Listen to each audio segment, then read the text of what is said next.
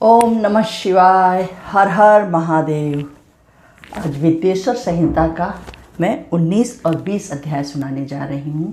तो श्री शिव पुराण का आप लोग पूरा पुण्य लीजिए। आप लोगों की सुविधा के लिए मैं पूरा सावन शिव पुराण का पाठ कर रही हूँ, तो आप लोग इसको सुने और लाभ उठाएं।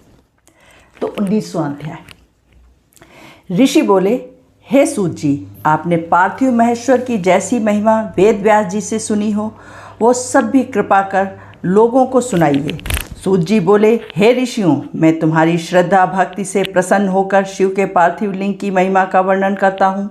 हे विप्रो, सब लिंगों में पार्थिव लिंग सर्वश्रेष्ठ है, जिसके पूजन से बहुत से लोग सिद्ध हो गए हैं। ब्रह्मा, विष्णु और कितने ही ऋषि मुनियों को पार्थिव लिंग के पूजन से उनके मनोरथ सिद्ध हो चुके हैं। देवता, दैत्य, मनुष्य, गंधर्व, सर्प एवं राक्षस शिवलिंग की पूजा करके परम सिद्धि को प्राप्त हो चुके हैं। सतयुग में रत्न का, त्रेता में स्वर्ण, द्वापर में पारे का और कलयुग में पार्थिव लिंग का सर्वश्रेष्ठ है। पार्थिव मूर्ति के अनंत पूजन से तप से भी अधिक फल प्राप्त होता है। जैसे समस्त नदियों में गंगा जी श्रेष्ठ हैं, वैसे ही सब लिंगों में पार्थिव लिंग श्रेष्ठ है। जैसे सब मंत्रों में ओंकार मंत्र महान है, ऐसे ही सब लिंगों में पार्थिव श्रेष्ठ, आराध्य और पूजनीय है। जैसे सब वर्णों में ब्राह्मण श्रेष्ठ है, सब पुरियों में काशीपुरी सर्वोत्तम है। जैसे सब व्रतों में शिवरात्रि व्रत सर्वश्रेष्ठ है, और जैसे सब शक्तियों में शैव शक्ति श्रेष्ठ मानी गई है, वैसे ही सब लिंगों में पार्थिव लिंग श्रेष्ठ है। पार्थिव का आराधन परम पवित्र, पूर्ण रूप और धन तथा आयु की वृद्धि करने वाला, तुष्टि पुष्टि लक्ष्मी का देने वाला तथा कार्य का साधन करने वाला है। जो पार्थिव लिंग बनाकर जीवन पर्यंत शिव जी का नित्य प्रति पूजन करता है, वो परलोक का भागी होता है तथा असंख्य वर्षों तक वहाँ रहकर शिवलोक से लौटकर भारत खंड का राजा होता है। निष्काम भावना से जो नित्य पार्थिव लिंग का पूजन करता है, उसे सायुज्य मुक्ति प्राप्त होती है। जो ब्राह्मण होकर भी पार्थिव लिंग की पूजा नहीं करता, वो अत्यंत दारुण शूल नामक घोर नरक को प्राप्त होता है। रत्न, स्वर्ण, स्फटिक तथा पार्थिव पुष्प राख से उत्पन्न लिंग हो, उसे भली भांति सजाकर पूजा करें। अब 20वां अध्याय। श्री सूत जी बोले, वेद सूत्रों की विधि के स्नान संयम करके फिर ब्रह्म यज्ञ कर पीछे तर्पण करें, और सब नित्य कर्मों को करके शिव स्मरण करके भस्म तथा रुद्राक्ष तो पहनिए ही धारण कर लेवें।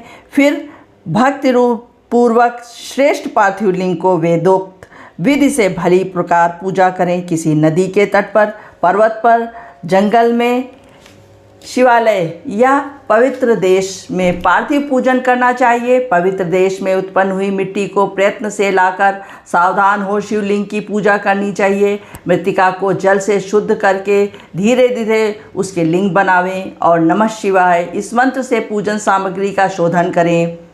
फिर भूरसी इस मंत्र द्वारा क्षेत्र सिद्ध करें। आयुष्मान द्वारा जल का संस्कार करें। नमस्ते रुद्र इस मंत्र से स्फटिक बंद करें।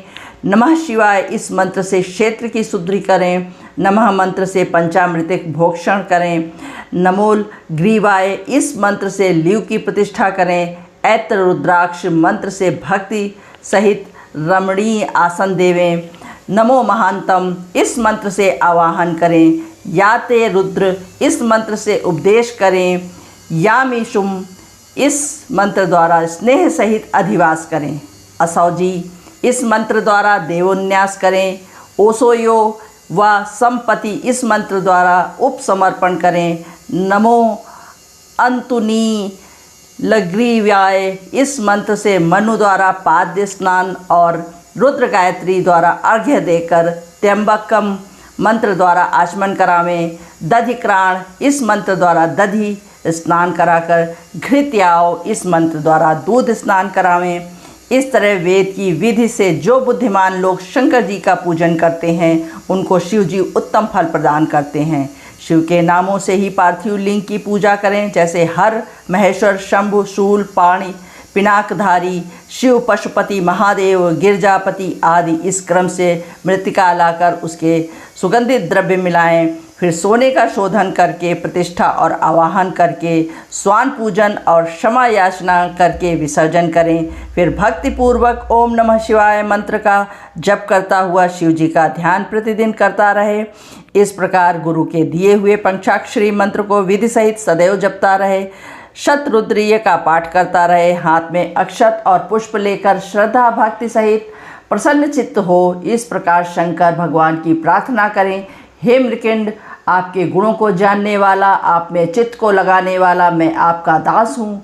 हे भूतनाथ, ऐसा जानकर आप मुझ पर कृपा कीजिए। हे शिव, ज्ञान से मैंने जो कुछ भी आपका पूजन आदि किया है वो आपकी कृपा से सफल हो। हे गौरीश, मैं तो महापापी हूँ और आप पतित पावन हैं, ऐसा जानकर आपकी जैसी इच्छा हो वैसा करें। हे महेश्वर, मैं सर्वभाव से आपका ही दास हूँ। हे परमेश्वर, आप मेरी रक्षा करें और मुझ पर प्रसन्न होवें।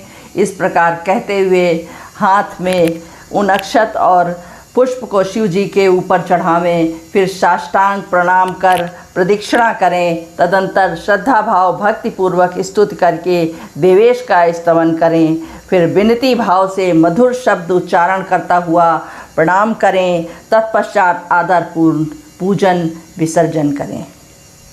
अब 21वां अध्याय सुनिए।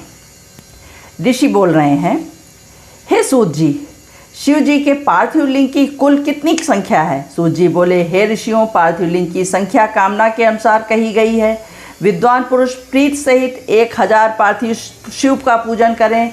धन का इच्छुक 1500 वस्त्र की चाहना वाला 500 पार्थिव लिंगों को बना पूजे। मोक्ष का इच्छुक 1 करोड़, भूमि का इच्छुक 1000, दया भाव चाहने वाला 3000, तीर्थ यात्रा की कामना करने वाला 2000 तथा इसी प्रकार जिसकी जैसी कामना हो उसके अनुसार वेदोक्त विधि से उतनी संख्या में पार्थिव लिंग की पूजा करें। पार्थिव की पूजा करोड़ों यज्ञों का फल देने वाली है और कामार्थी मनुष्य को भक्ति और मुक्ति देने वाली है। कलयुग में और लोकों में जो लिंग पूजा ही श्रेष्ठ कही गई है उसके समान दूसरा कुछ भी नहीं है। यही शास्त्र का नियम है। भक्ति मुक्ति दाता लिंग अनेक आपत्तियों से बचाता है। इसे नित्य पूजन वाला शिव की सायुज्य मुक्ति को प्राप्त कराता है। 4 अंगुल ऊंचा सुंदर वेदी से युक्त लिंग को उत्तम कहा गया है। उससे आधा मध्यम और उससे आधा अधम कहा गया है।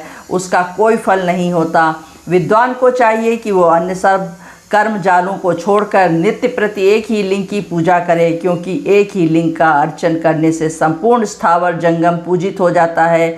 भावसागर से तपने का इससे सरल उपाय दूसरा कोई नहीं है। ब्राह्मण, क्षत्रिय, वैश्य, स्त्री तथा अन्य सभी जातियों को शिवलिंग की पूजा करने का अधिकार है। ब्राह्मणों को वेदोक्त विधि से पूजा करनी चाहिए, अन्य विधि से नहीं। और दधीचि, गौतम आदि ब्राह्मणों के शाप से दग्ध चित्त वालों एवं उनके वंशजों को जिनकी वैदिक कर्म में श्रद्धा नहीं है तथा जो वेद स्मृति के कर्म का अनादर कर दूसरों के कर्म का आचरण करते हैं, उनके संकल्प पूरे नहीं होते। उन्हें चाहिए कि वे उसी स्थान पर त्रिजमगारी अष्टमुष्टि मूर्ति का पूजन करें, क्योंकि पृथ्वी, जल, अग्नि, वायु, आकाश, सूर्य, चंद्र और यजमान ये 8 मूर्ति पूजनीय हैं। सर्व, भव, रुद्र, उग्र, भीम, ईश्वर, महादेव, पशुपति इनकी मूर्ति बनाकर पूजा करें। देवकर्म को रात्रि में सदैव उत्तराभिमुख होकर करें। इसी प्रकार शुद्ध होकर उत्तर की ओर मुख करके शिव जी का पूजन करना चाहिए। इस प्रकार 21वें अध्याय का समापन होता है। अब सावन के कल के दिन हम आपको 22वें अध्याय के आगे का सुनाएंगे। तब तक के लिए आप लोग स्वस्थ, सुखी और प्रसन्न रहिए और मुझे सब्सक्राइब ज़रूर करते रहिए और अपनी राय हमें ज़रूर दीजिए। आपकी राय की बहुत ज़रूरत है और आपके सपोर्ट की हमें बहुत आवश्यकता है। हर हर महादेव। ओम नमः शिवाय।